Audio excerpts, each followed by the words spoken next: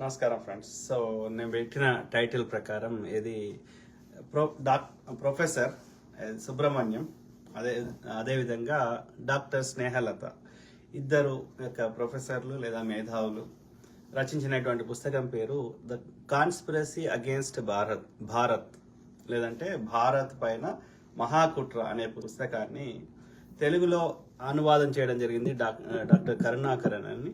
So అది తమిళ్లో రాసినారు. So దాన్ని పుస్తకాన్ని మీకు పరిచయం చేయడం లేదా దాంట్లో ఉన్న అంశాలు అంటే బీజేపీ చేస్తున్న కుట్రలు ఏ విధంగా భారత్ పైన చేస్తున్నారు అనేది ఒక పుస్తకమే రాశారు ప్రొఫెసర్లు. సో దాన్ని 72 పేజీల పుస్తకం ఉంది. దాన్ని కొంచెం టైం పడుతుండొచ్చు, బట్ సరళంగా చదివే ప్రయత్నం చేస్తా. ఓకే, సో అంతకంటే ముందుగా హిందూ సోదరులకి ఉగాది శుభాకాంక్షలు, అదేవిధంగా ముస్లిం సోదరులకి ఈద్ ముబారక్, అదేవిధంగా క్రిస్టియన్ సోదరులకి గుడ్ ఫ్రైడే అంటే విత్ ఇన్ 1 వీక్లో అయినాయి. సో అన్ని మతాలు చెప్పేది ఒక్కటే సారాంశం. ఏ మతంలో చెప్పినా అందరికి ఒకటే సూర్యుడు ఒకటే భూమి ఉన్నప్పుడు ఏ మతం చెప్పినా గదే ముచ్చడి చెప్తుంది. చెప్పే విధానం వేరు తప్ప తల్లిని తల్లి లెక్కనే చూడమంటది, భార్యను భార్య లెక్కనే చూడమంటది. As simple as that. So ఆ క్రమంలో ఈ పుస్తకాన్ని చదివే ప్రయత్నం చేస్తాం. ఓకే, సో పుస్తకం పేరేంది? Professor Subrahmanyam and doctor Snehalata, Bharat పై మహాకుట్ర, కాన్స్పిరసీ అగేన్స్ట్ భారత్, ఇది పుస్తకం పేరు. ఓకే, సో అందులో ఏముంది? నీళ్లు కరెంటు ఎవరైనా ఫ్రీగా ఇవ్వగలరు, కానీ ఉగ్రవాద భయం లేకుండా ఫ్రీగా జీవించే భారతదేశం మోడీ బీజేపీ తప్ప ఎవరూ ఇవ్వలేరు అని సబ్ క్యాప్షన్. అంటే ఇది ఎవరంటారు అట్లా? వాట్సాప్ విద్యార్థులు, బీజేపీ ఆర్ఎస్ఎస్ అంధభక్తులు లేదా వాట్సాప్ విద్యార్థులు. ఇది కవర్ ఇది దానిపైన ఉన్నది. ఓకే, సో దీన్ని Telugu translation by doctor Karunakaran అనే ఆయన తెలుగులో ట్రాన్స్లేట్ చేసిండు. Anyone can give water and electricity for free, but no one can give India which lives freely without the fear of terrorism except Modi and BJP. The sub-caption, that's what the BJP RSS Andhabhakt think or their WhatsApp students think. So ముందు మాట ఏముంది పుస్తకంలో చదువుతా. ఇది ప్రియ పాఠకులకు ధన్యవాదములు, vanakkam. Professor Subrahmanyam గారు మరియు డాక్టర్ స్నేహలత గార్ల సారథ్యంలో సుమారు 10 మంది ప్రముఖ విద్యావేత్తలు, రాజనీతి శాస్త్రవేత్తలు కలిసి అనుభవ జ్ఞానంతో రూపొందించిన ఈ భారత్ పై కుట్ర అనేది ఆర్టికల్స్ సంకలనం బుక్ తెలుగులో అనువదించడం కొరకు నాకు వచ్చిన అవకాశాన్ని బట్టి చాలా సంతోషం. కొంచెం ఓపికగా వినాల్సి వస్తుంది ఎందుకంటే పుస్తకం కదా. ఈ పుస్తకం మొత్తం 459 పేజీలతో ఇంగ్లీష్, తమిళ్ భాషల్లో ప్రచురణ కానుంది.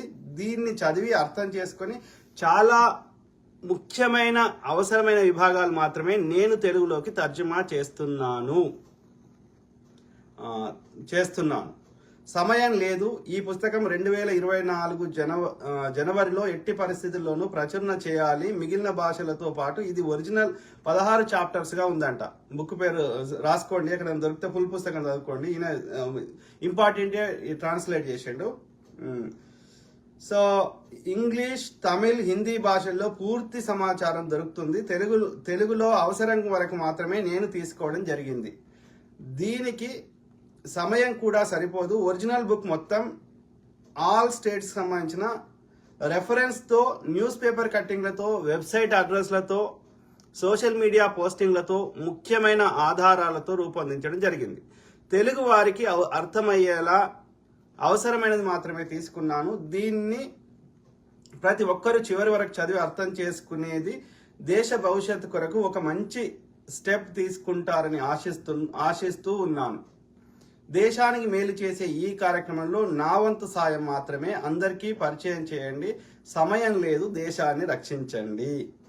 నిరంతరం మతపరమైన విద్వేషాన్ని చిమ్ముతూ, చరిత్రను వక్రీకరించి తప్పుడు వార్తలను సృష్టిస్తూ, ప్రజలను విభజించి వ్యతిరేక గొంతులను అణిచివేస్తూ, ప్రజాస్వామ్యాన్ని ఖూనీ చేస్తూ, ఆధునిక భారత గణతంత్రాన్ని అపహాస్యం చేస్తూ, బీజేపీ చేస్తున్న బీజేపీని వ్యతిరేకించడం ప్రజాస్వామ్య భావాలున్న ప్రజలందరి కర్తవ్యం. తప్పకుండా చివరి వరకు చదవండి, కనీసం ఒకరికైనా పరిచయం చేయండి, మేల్కొల్పండి. జై హింద్, జై భారత్. ఓకే, ఇట్లు మీ doctor Karunakaran, MA literature, Chennai. ఆయన చదివింది ఎంఏ లిటరేచర్ చదివిండంట. కొన్ని అనివార్య కారణాల వల్ల తమిళ్ నుండి తెలుగులోకి తర్జుమా చేయడం చాలా కష్టతరమైంది, లేట్ అయింది. అందువలన లేటెస్ట్ టాపిక్స్ కూడా జత చేయబడ్డాయి. కొన్ని టాపిక్స్ ఏమంటుండు అసెండింగ్ అంటే దిగువ ఎగువ ఉంటుంది. అసెండింగ్ ఆర్డర్లో కంపోజ్ చేయడం కష్టతరమైంది. ఏదైనా టాపిక్ 2 సార్లు రిపీట్ అయితే దయచేసి నన్ను క్షమించండి.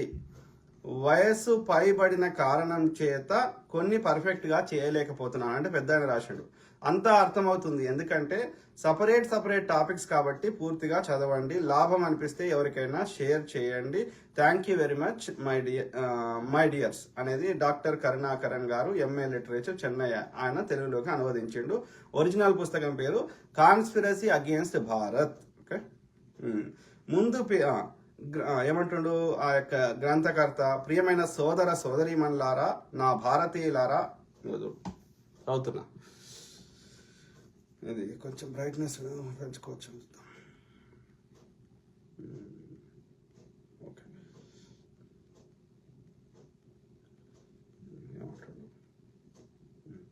ప్రియమైన సోదర సోదరీమణులారా, నా భారతీయులారా, ఈ పుస్తకం ఏ పార్టీకి సంబంధించినది కాదు, ఏ వర్గానికి సంబంధించినది కాదు.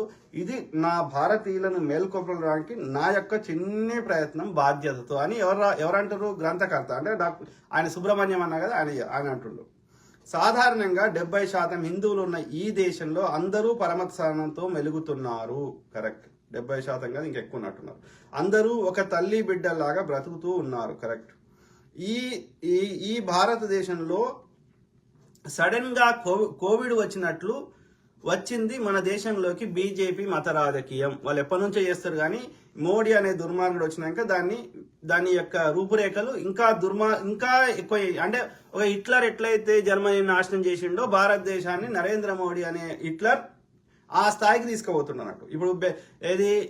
అప్పుడు ఇది గోద్రా కంటే ముందు బీజేపీ మీద తీవ్ర వ్యతిరేకత ఉండే. అట్లాంటిది ఇలా 25 ఏళ్ల నుంచి గుజరాత్లో బీజేపీ ఉండడానికి కారణం నరేంద్ర మోడీ క్రియేట్ చేసిన హిందూ ముస్లిం అనే పిచ్చి లేపడం. ఓల్డ్ సిటీలో ఎంఐఎం తప్ప వేరే పార్టీ గెలుస్తలేదు. కారణం, వాడు ఏమాత్రం అభివృద్ధి చేయకపోయినా రెస్ట్ ఆఫ్ ద మొత్తం తెలంగాణ కానీ రెస్ట్ ఆఫ్ ద హైదరాబాద్ అభివృద్ధి చెందుతుంది, కానీ వేరే పార్టీలు గడికోసారి మళ్ళీసారి నెక్స్ట్ టైం గెలవాయి.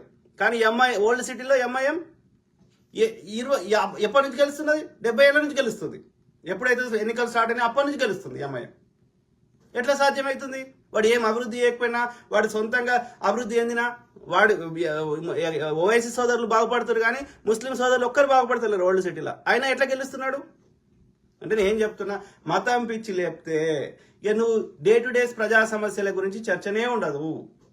హిందూ ముస్లిం గొడవలేటు 200 యూరోప్ బ్రిటిష్ వాడు వ్యాపారం చేసుకుంటా అని అడుక్కోవడానికి వచ్చిన వాడు 200 సంవత్సరాలు ఎట్లా పరిపాలించాడు? అన్నదమ్ముల మధ్యలో కొట్లాట పెట్టు, ప్రజా సమస్యలు పట్టింపు ఉండదు. నేను అందరం బలంగా ఉంటే కొట్టడం కష్టమవుతుంది. అదే అందరం నీకు నాకు కొట్లాట పెడితే నీ దగ్గర దోస్తాడు, నా దగ్గర దోస్తాడు. నీకు చేసింది ఏం లేదు, నాకు చేసింది ఏం లేదు.